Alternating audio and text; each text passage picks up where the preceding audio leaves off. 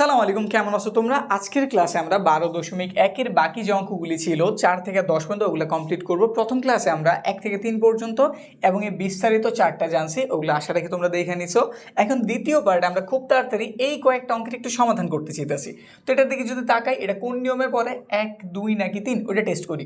তো এর জন্য প্রথমে কি করতে হইব, x এর সহগগুলির অনুপাত বের করতে হইব। তো 4 নাম্বার আমরা কি করতেছি, x এর সহগ দ্বয়ের অনুপাত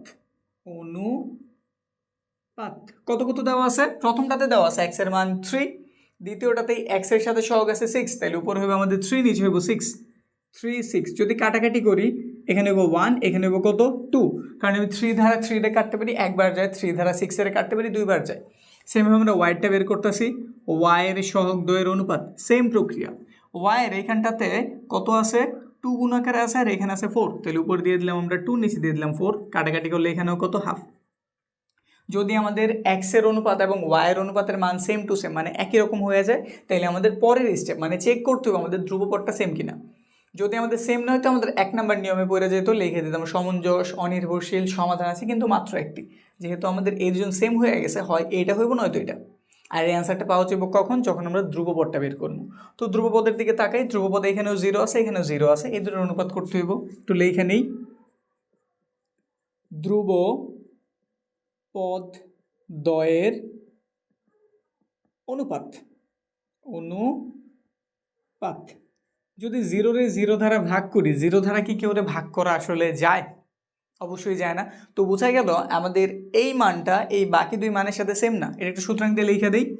সুতরাং আমরা এখানে কত পাইছি, হাফ পাইছি, এইখানে হাফ পাইছি, দুজন সমান, কিন্তু এই জিনিসটা কিন্তু সমান না, বুঝতে পারছি? তো এটা কোন নিয়মের সাথে অ্যাডজাস্ট হইতেছে, আমাদের 3 নম্বর নিয়মের সাথে। তাহলে সমীকরণ জোটটা কেমন, অসমঞ্জস, অনির্ভরশীল, কোনো সমাধান নেই। এটা একটু বাংলায় লিখে দিতে হইব। আমি একটার জন্য লিখতেছি, বারবার আর এই প্রক্রিয়া আমি রিপিট করতেছি না, কারণ আমাদের অঙ্কগুলি খুব বেশি ইজি। আর এমসিকিউতে তোমার কাছে এত কিছু জানতেও চাইব না, জাস্ট নিয়মটা দেখানোর জন্য 4 নম্বরে বিস্তারিত করতেছি, এরপর জাস্ট আমরা শুধু অ্যান্সারগুলি বলব, ঠিক আছে? সমীকরণ জোটটি, সমীকরণ জোটটি কেমন হইব, অসমঞ্জস, তারপর কেমন হইব, অনির্ভরশীল, অনির্ভরশীল, এবং কোনো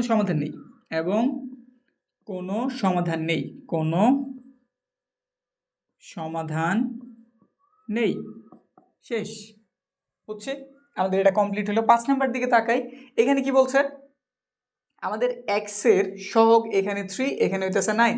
তো জাস্ট এটা একটু চেঞ্জ করে দিই, 3 আর কত 9, 3 ধারা 3 রে ভাগ করলে একবার, কিন্তু 3 ধারা 9 এর ভাগ করলে 3 বার, তাহলে 1/3 পাইছি। সেমভাবে ওয়াইটা করি, ওয়াইয়ের এখানে আছে আমাদের কত 2, আর নিচে আছে মাইনাসের কত 6, 2 আর মাইনাসের 6, 2 পরে লিখছি 2 আর নিচে লিখছি মাইনাসের কত 6, কাটাকাটি করলে এটা আমাদের 3 হয়েছে, কিন্তু মাইনাসের, কিন্তু কিসের, মাইনাসের। এই দুটো মান কি সেম? অবশ্যই না। এই দুটো মান যদি সেম না হয়ে থাকে, আমাদের আর ধ্রুবপদ বের করার কোনো প্রয়োজনই নেই, কারণ আমাদের 1 নম্বর শর্তে বলছে যদি আমাদের x এর অনুপাত আর y এর অনুপাত সমান না হয়, তাইলে এই সমীকরণ কেমন, সমঞ্জস, অনির্ভরশীল, একটি মাত্র সমাধান আছে। বুঝতে পারছি? তো তুমি সেম কথাটা লিখবা, জাস্ট এখানে কি লিখবা, তুমি সমঞ্জস লিখবা, এখানে তুমি লিখবা অনির্ভরশীল, আর সমাধান আছে কয়টি, মাত্র একটি। বুঝতে পারছি? সমাধান কয়টি, মাত্র একটি। বুঝাইতে পারছি না? আমাদের 5 নম্বরে যে এই নিয়মে হইতো, x এর মান বের করছি, y এর মান বের করছি, দুইটা যেহেতু সমান না, তাইলে আমাদের 1 নম্বর নিয়মে কি বলে, সমীকরণ জোটটি সমঞ্জস, অনির্ভরশীল, সমাধান মাত্র কয়টি, একটি, শেষ। পরেরটা 6 নম্বরটার দিকে তাকাই, এখানে কি দেওয়া আছে, 5 আর 3 দেওয়া আছে। তো এবার সেম কাজ করি, এখানে আমরা কত দিয়ে দিলাম 5, এখানটাতে দিয়ে দিলাম 3, দুটোটাই আমাদের মৌলিক সংখ্যা, তাহলে এটাই থাকবো, কারণ কাটাকাটি করে ছোট করা যায় না। ওয়াইয়ের দিকে তাকাই, ওয়াইয়ের এখানটাতে মান দেওয়া আছে -2, আর এখানে দেওয়া আছে -6/5। এর একটু তুলি, আমাদের এটা যেহেতু একটা ভগ্নাংশ দিয়েছে, এই বিষয়টা আমরা একটু বিস্তারিত করে দেখাইতেছি।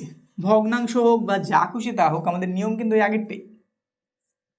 ওয়াইয়ের প্রথমটাতে মান কত, -2, এই যে আমরা উপরে লিখে দিলাম -2।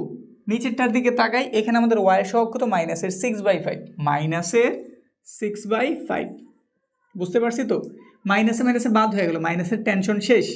উপরে 2 এর লেখো, এটা কি আকার আছে ভাগ, এটার নিচে এটা আছে, যেহেতু ভাগ আকার আছে একটা গুণ চিহ্ন ব্যবহার করে জিনিসটা উল্টায় দাও। তো উল্টায় দিলে আমাদের 5 করে চলে গেল, উপরে 6 এসে বললো কই নিচে। কাটি এটা ধারা, এটা কাটলে কয়বার গেল 3 বার, তাহলে তুমি কি পাইলা উপরে 5 নিচে 3। এই দুটো কি সেম? সেম। যেহেতু সেম তাহলে আমাদের অবশ্যই ধ্রুবপদের দিকে আগাইতে হইব। যদি সেম না হইতো আমরা অ্যান্সারে যে এখানে দিয়ে দিতাম সমঞ্জস অনির্ভরশীল সমাধান মাত্র একটি। যেহেতু আমাদের দুজন সমান হয়ে গেছে তাহলে আমার হয় এই নিয়মে যাবো নয়তো এই নিয়মে। এর জন্য কার হেল্প লাগবো?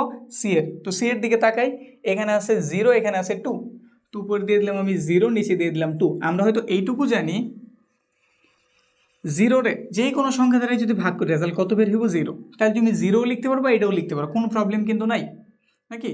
তারপর তুমি কি লেখা দিবা? জাস্ট তুমি লেখা দিবা 5-3 সমান 5-3 সমান কিন্তু 0 অসমান। তাহলে সমীকরণটা কোন স্টেপে পড়ে? আমাদের একদম নিচেরটা। অসমঞ্জস অনির্ভরশীল সমাধান নেই। এই বাংলাটা মুছে দিলাম, আশা রাখি বাংলাটা তোমরা বুঝছো। শুধু বাংলাটা প্রতিবার অ্যাড করে দিবা, বুঝতে পারছি? তো এটাও কমপ্লিট হইল। 7 নাম্বারটার দিকে তাকাই, এবার ভগ্নাংশ দিয়ে দিচ্ছি, তাহলে প্রতিটি একটু আলাদাভাবে কইরা দেখাই। ধরো এগুলারে মুসলাম, আমরা এগুলো একটু কইরা দেখাই। এক্স এর মান কত দিয়েছে এখানে? মাইনাসের হাফ। তো তোমার কাজকে একটা দাগ দিবা, উপরে আমাদের 1 নং যে সমীকরণে এক্স এর যে সহগ এটা লিখবে, ওই যে মাইনাসের হাফ।